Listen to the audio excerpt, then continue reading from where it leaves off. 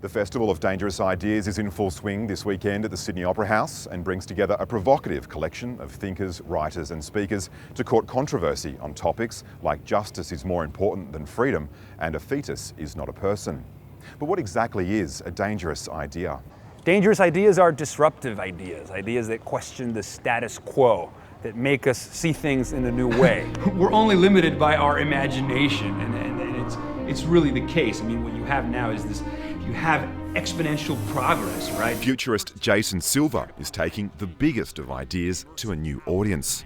A former presenter on the groundbreaking US channel Current TV, his viral videos on ideas like evolution and imagination play like infectiously epic movie trailers and have been watched by millions. My talk is called We Are the Gods Now, and basically I was asked to come here and share a little bit of my vision for the future of this coevolution of humans and technology, and how it's our feedback loops with our technologies and our sort of symbiosis with our technologies is increasingly transforming the human condition. And I'm here to say it's transforming the human condition for the better. I think that we are having the technological equivalent of the Cambrian explosion.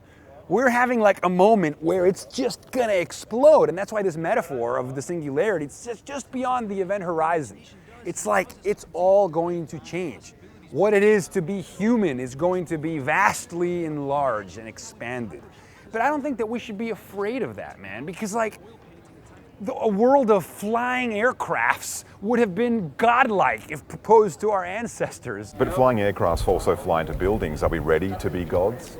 Well, look, technology is a double-edged sword. It always has been, right? Kurzweil says the man that discovered fire was probably burned at the stake by his contemporaries. And perhaps the greatest information technology, the most dangerous technology of all, is the alphabet.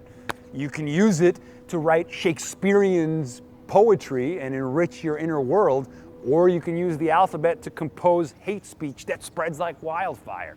So it's always been a tool. What do you think popular culture has taught us about packaging ideas and communicating ideas? Yeah. Well, look, I think that sometimes there's this like dichotomy, or there's this separation between like what people consider like pop culture or lowbrow and what people consider like high-level intellectual or academic ideas worthy of like a certain type of discourse. But what I say is, look, I love big ideas. I love big, heady, wonderfully intellectual ideas that invigorate my soul and my imagination. But those ideas still have to compete in the marketplace, in the pop culture marketplace of ideas. If you want those ideas to reach anyone, you got to make them sing.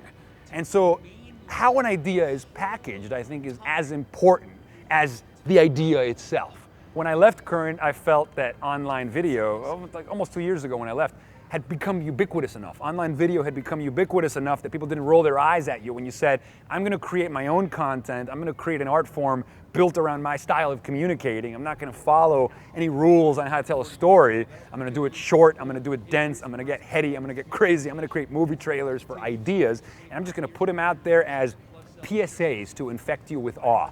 Non-commercial shots of philosophical espresso to invigorate audiences, pull them out of context, and hopefully give them a jolt of inspiration. I trade in the currency of inspiration because inspiration is the antidote to existential despair.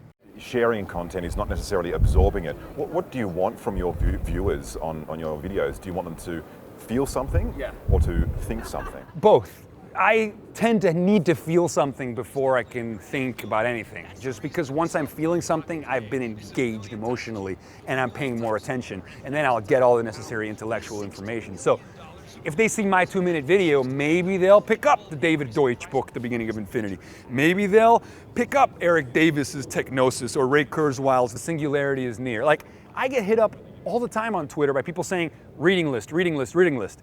Jason, what's your reading list? Do you think magicians or theorists better inspire awe? Well, magicians have always been great at it, right? Because they mess with your reference points. That's what magicians do really well. You think you have an understanding of something, you think you know what's going to happen, and then boom, and it's just like, wow, you're a child again.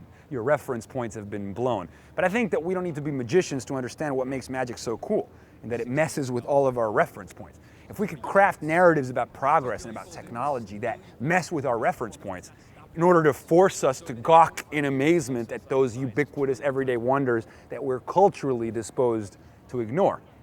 So it's like, How can we mess with somebody's reference points so that they can appreciate the complexities of a jet engine? Jason Silva has spoken at TED Global and regularly speaks to companies like Google on his big ideas. Apart from labels like the Timothy Leary of the video age, he prefers the term wonder junkie or performance philosopher. I'm an obsessive ruminator. I can't have an experience if I don't simultaneously narrate it. Do you know what I mean? To me, something isn't real unless I can describe it in words. But you know, that's, I guess, any artist, right? Whether he's describing it in music or in paint or in melody or in sculpture, we're all trying to put other people in our heads so that inspiration doesn't have to be so lonely. Our experience of connecting the dots needs to be externalized somehow. And for me, just language is the way I do it. It's a way to feel less alone, and it's a way to feel understood, if I can put you in my head. So in a way, language is very erotic. It's a sexual act. Head intercourse. Yeah, mindgasms. Yeah. Mindgasms. Yeah, in which we can have them with each other. It's great. And we look forward to mindgasms when you speak here at the so do I. Festival of Dangerous Ideas. Hopefully I'll have some more stuff to talk about because we've hit up on a lot of the themes. Andy Park, World News Australia.